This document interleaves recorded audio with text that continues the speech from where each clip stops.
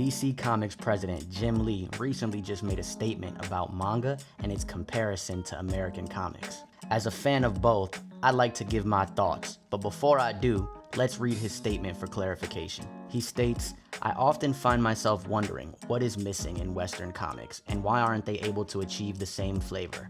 I think manga has an advantage over American comics, which are mostly about superheroes, and that's where the majority of sales and readers are concentrated.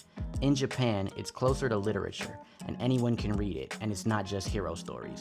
There's a much wider range of genres, like stories about cooking and soccer. You can draw stories from that. So I'm very happy that manga has been so successful because it gives me a goal to aim for." Now here's my take.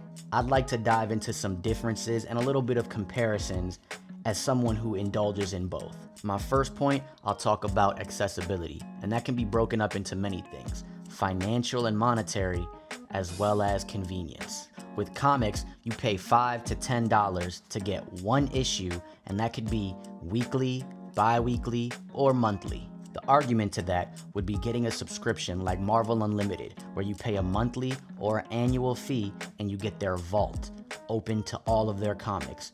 The issue there is that it's physically behind 3 to 6 months what's coming out in stores. Now you could also buy the comics digitally, but the issue there is if you want to collect, as most collectors do, you gotta choose. With manga, you pay $3.99 for apps like Shonen Jump, and you get their complete vault of all manga for just a monthly fee.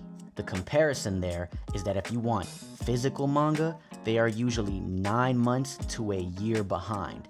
However, once the publication gets going, you wait 3 to 6 months and you get every volume for only $10 to $15, and it has 5 to 10 chapters in it. Now you could argue trades and compendiums, but that is a way higher cost and usually a way longer wait.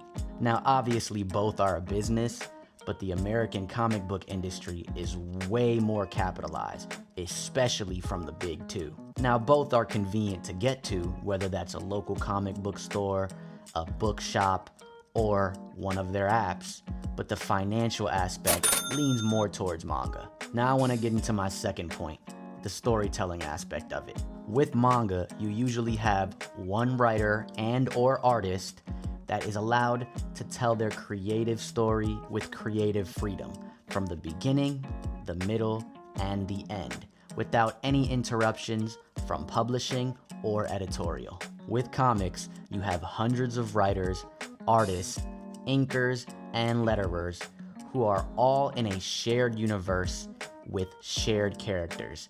They never end, and those characters and or universes are always reset to the status quo.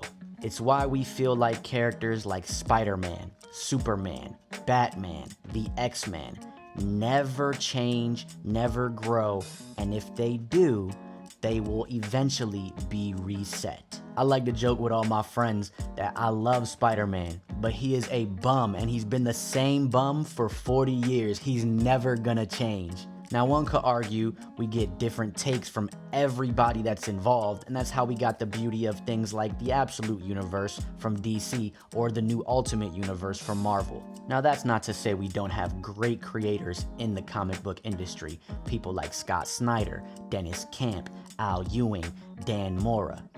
But it feels like things are stagnant. Stories require a beginning, a middle, and an end. It's why things like the Invincible universe worked so well.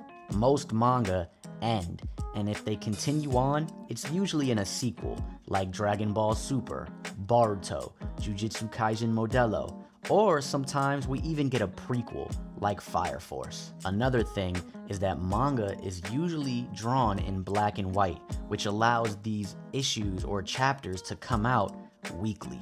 Comic books are all teams on deck, a plethora of inkers and artists that really bring these pages to life. Now that's not to say manga doesn't have great artwork, but if we're talking about the overall artwork, that would lean more towards comic books.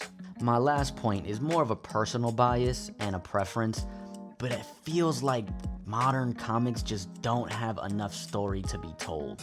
Don't get me wrong, there's plenty of great writers, as I mentioned before. But if things are gonna get reset to the status quo, why wouldn't I just get on an app, read all of the classic stuff that they're probably gonna make movies out of anyway, and feel moved about how we got to where we are now? Both mediums have their pros and their cons, and I feel like they could honestly learn a lot from each other. With Jim Lee's statement, here's hoping that the comic book industry might make some changes. Let me know in the comments, what do you prefer, manga or comic books? And let me know your thoughts on both.